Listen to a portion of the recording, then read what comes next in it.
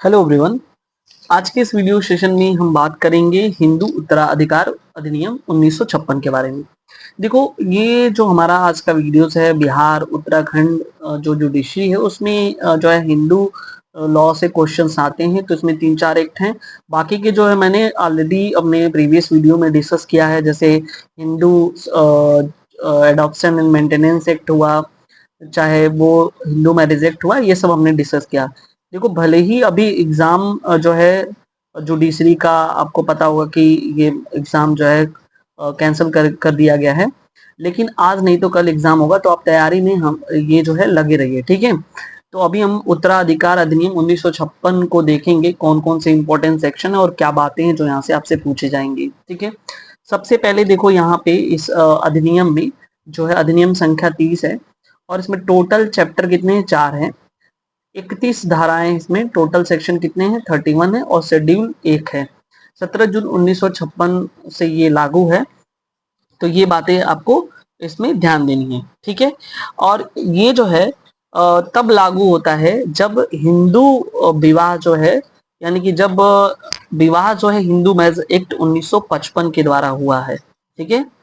अगर मान लो कि सपोज कर लो कि विवाह जो है स्पेशल मैरिज एक्ट के तहत हुआ, सपोज कर लो कि अगर जो है विवाह जो है मैरिज स्पेशल मैरिज एक्ट के तहत हुआ है, तो ऐसे केस में जो है ये हिंदू उत्तराधिकार अधिनियम लागू नहीं होता है, ठीक है। उस समय जो है, यानी ऐसे केस में भारतीय उत्तराधिकार अधिनियम, ठीक है, भारतीय भारतीय उत्तराधिकार अधिनियम 1925 लागू होगा, ठीक है। तो यहाँ पे ये बात आपको ध्यान देना है कि हिंदू उत्तराधिकार अधिनियम 1956 कब लागू होगा? जब विवाह, ऐसे हिंदू का विवाह जो है हिंदू विवाह अधिनियम 1955 के द्वारा हुआ हो। अगर वो विवाह जो है स्पेशल मैरिज एक्ट के तहत हुआ हो, तो ऐसे में जो है वो कैसे लागू होगा? उत्तराधिकार अधिनियम 1900 जो है 25 इस पे लागू होंगे, ठीक है। ये बात आपको पता होनी चाहिए। दूसरी 2-3 बातें यहाँ पे जो है हमको समझनी है।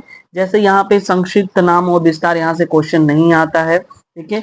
और ये जम्मू कश्मीर अब तो सब जगह पे हो गया है, ठीक है। ये संपूर्ण भारत पे, ये विस्तार जो है कहाँ है? संपूर्ण भारत पे हो गया है, ठीक है। उसके बाद ये अधिनियम जो है, ये पूरा जो लिखा हुआ है केवल हिंदुओं पर लागू होता है, ठीक है। अब हम सीधे से क्वेश्चन आ जाते हैं सेक्शन 3, जो कि हमारे लिए काफी ज्यादा इंपॉर्टेंट है, क्योंकि सेक्शन 3 से और क्या होता है, डेफिनेशन क्लास से क्वेश्चन पूछे आते हैं। जैसे सबसे पहला जो हमारे लिए इंपॉर्टेंट है 3 का, जिसे हम बोलते हैं 3A, गोत्रज या एग्नेट बोलते हैं, ठीक है। गोत्रज यानी कि गोत्रज क्या होता है? एक व्यक्ति किसी दूसरे व्यक्ति से रक्त या दत्तक द्वारा संबंधित हो, ठीक है। यानी कि केवल पुरुष के माध्यम से होता है। मान लो कोई एक व्यक्ति है किसी दूसरे व्यक्ति से, या तो वो रक्त किससे संबंधित हो या दत्तक से संबंधित हो, तो कहा जाता है कि पुरुषों के माध्यम से वो दोनों आपस में क्या है? गोत्रज हैं, ठीक है। सेकेंड बी, थर्ड जो है ख, जिसको बोलते हैं हम लोग कॉग्निट या अलिय अलिय संतान, ठीक है। अलिय संतान, सॉरी, अलिय संतान विधि जो है, जिसको हम बोलते हैं अलिय संतान ला, ठीक है। ये केवल जो है कह रहा है कि जब मद्रास अली संतान एक्ट के थ्रू ये जो है कस्टमरी जो लॉ होते हैं उस पे लागू होता है, तो ये हमारे लिए इंपॉर्टेंट नहीं, इसको नहीं देखना है। मेन यहाँ पे है 3 जो है ग, जिसको बोलते हैं कॉग्नेट, ठीक है। ये कॉग्नेट, ये हमारे लिए इंपॉर्टेंट है, ठीक है। तो याद कैसे करोगे? ये सी से जो है 3C, और यहाँ पे कॉग्नेट है, इसमें भी सी है, तो ऐसे आप याद कर सकते हो, जिसको हम हिंदी में बंधु कहा जाता है, ठीक है। तो बंधु में क्या है कि दो व्यक्ति एक दूसरे से रक्त या दत्तक द्वारा संबंधित हो, किंतु केवल पुरुषों के माध्यम से नहीं, यानी कि पुरुषों के माध्यम से नहीं जुड़े हों। ये था ऊपर जो है पुरुषों के माध्यम से, लेकिन जो है ये पुरुषों के माध्यम से नहीं जुड़े हों, बाकी अन्य माध्यम से जुड़े होंगे, तो वो आपस में बंधु कहलाएंगे, जिसको कॉग्नेट बोलते हैं, ठीक है। उसके बाद जो है यहाँ पे हमारे लिए जो इम्पोर्टेंट है वो है जो है 3G, ठीक है। 3G में जो है, जैसे कि यहाँ पे 3E भी देख लेते हैं, यहाँ पे 3E, ठीक है, जिसको हम बोलेंगे त्रिअंग, ठीक है। पूर्ण रक्त ठीक है, पूर्वज और पूर्वजा, फुल ब्लड, हाफ ब्लड और यूटेरिन ब्लड। ये बस हमको इतना ही जानना है इसमें कि कहाँ पे जो ये डिफाइन किया गया है, मतलब किस जगह पे। तो तीन जो है यहाँ पे हमारे लिए इंपॉर्टेंट है। पहला कि जो है कॉग्निट क्या है, मतलब कॉग्निट कहाँ पे है, किस सेक्शन में है, ठीक है। उसके बाद जो है एग्निट कहाँ पे है, जैसे आपको ये मैं बता रहा हूँ, ठीक है। हमारे लिए इंपॉर्टेंट है 3A। 3A तो ऐसे याद कर लेना कि यहाँ पे ए है, तो ये एग्नेट जो है इसमें है, ठीक है। इसका भी पहला लेटर ए है। उसके बाद जो हमारे लिए इंपॉर्टेंट है 3C। 3C में क्या है, कॉग्नेट है, ठीक है। देखो कितना बढ़िया है, इसका पहला लेटर सी है तो समझ लेना सी में ये बताया गया है, ठीक है। उसके बाद 3 हमारे लिए इंपॉर्टेंट 3E, ठीक है, जो कि बात करता है फुल ब्लड, ठीक है, और हाफ ब्लड, हाफ ब्लड। उसके बाद जो है यूटेरिन ब्लड, ठीक है। ये तीनों एक ही में है। तो हमारे पास ये तीन सेक्शन जो है बहुत ज्यादा इंपॉर्टेंट, अगर इस अधिनियम से डेफिनेशन क्लास से आता है तो आपसे जो है ये तीनों से ही पूछा जाएगा, बाकी किसी से नहीं पूछा जाएगा, ठीक है। अब हमारे लिए ये सब कोई इंपॉर्टेंट नहीं है। यहाँ पे जो है over riding effect of this act बताया गया, ये भी इंपॉर्टेंट नहीं है। चैप्टर 2 की बात करते हैं तो ये जो है क्या बताता है, जो है निर्वसियत उत्तराधिकार, ठीक है, जिसको बोलते इंटेस्टेड सक्सेशन, ठीक है। 5 हमारे लिए ये भी इंपॉर्टेंट नहीं है। हमारे लिए जो इंपॉर्टेंट है वो है सेक्शन 6, मोस्ट इंपॉर्टेंट है, और यहाँ से ना क्वेश्चन पूछ जाए ऐसा हो ही नहीं सकता है। देखो सिंपल सी बात यह है कि यहाँ से सेक्शन सी से प्री और मेंस दोनों में क्वेश्चन पूछे जाते हैं, ठीक है। और ये जो है प्रतिस्थापित धारा इसको बोलते हैं, 2005 में जो है संशोधन करके ये जो है सेक्शन जोड़ा गया है, ठीक है। तो यहाँ पे बेसिकली क्या है, पहले जो है क्या था कि पुरुषों को ही केवल जो है सहदायकी संपत्ति में अधिकार था, लेकिन अब जो है 2005 के संशोधन करने के बाद जो है क्या होता है कि जिस प्रकार से जो है एक पुत्र जो है अपने माँ बाप के संपत्ति में हक पाता है, उसी तरह से एक पुत्री भी क्या है, जन्मतः जो उसका हक यहाँ पे होगा और पुत्र के बराबर हक होगा। और एक चीज और, ये जो है 20 दिसंबर 2000 पहले किसी भी संपत्ति को बेच दिया जाए, ठीक है, या विनिमय कर दिया जाए, बंटवारा कर दिया जाए, तो वहां पे जो है किसी भी पुत्री का कोई हकदार नहीं, मतलब हक नहीं होता था। लेकिन बाद में जो है जब 2005 का संशोधन कर दिया गया तो वहां पे जो है क्या था कि पुत्रियों का जो है हक हो गया है।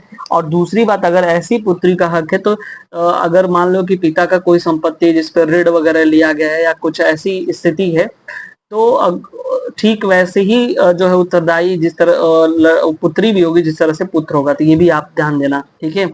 तो वही चीज यहाँ पे देखो लिखा हुआ है संशोधन करके, ये जन्म से उसी ढंग से जो है अधिकार में सहायता होगी जैसे पुत्र, देखो पुत्र जैसे होगा। ख में बताया गया सहायता की संपत्ति, ये संपत्ति सहायता की होनी चाहिए और ये केवल मिताक्षरा विधि पे लागू होती है, ये भी आप याद रखना, ठीक है। दो शाखाएं बताए होंगे कि एक मिताक्षरा होती है, दूसरा दायभाग होता है।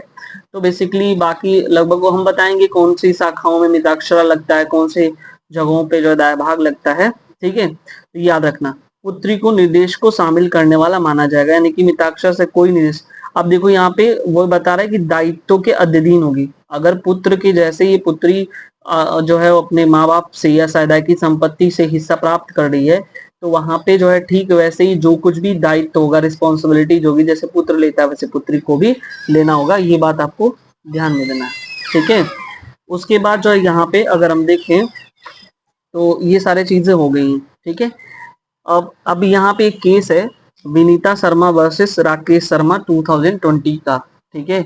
इसमें बताया गया कि डॉटर का जो प्रॉपर्टी पर जो राइट होते हैं, ठीक है, जैसे जो है सन का राइट होता है बाय बर्थ, वैसे ही पुत्री का भी उसमें राइट माना जाएगा। ये हमारे लिए इम्पोर्टेंट सेक्शन है, ठीक है।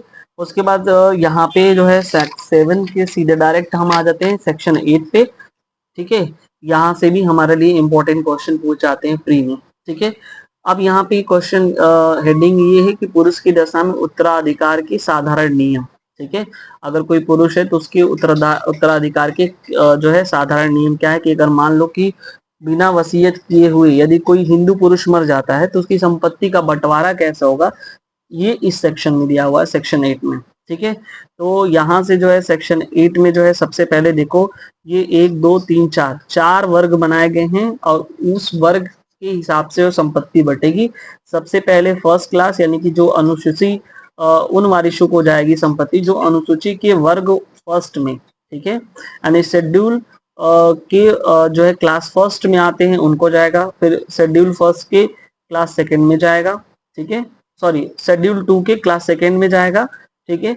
उसके बाद जो है यदि दोनों वर्गों में कोई ना रहे तो मृतकों के जो एग्नेट होते हैं उनके पास जाएगा संपत्ति, अगर वहां भी नहीं कोई है तो कॉग्नेट के पास जाएगा, ठीक है। तो ये आपको जो है याद रखना होगा कि जो संपत्ति का बंटवारा जो है क्या होगा, कैसे होगा। धारा 8 के जो प्रावधान है भूतलक्षी प्रभाव नहीं रखते हैं। ये एक केस था एरम्मा वर्सेस बेरूपना का, ठीक है। तो ये बस आपको इतना ही यहाँ ध्यान देना है कि किस तरह से जो इसका बंटवारा होगा, ठीक है।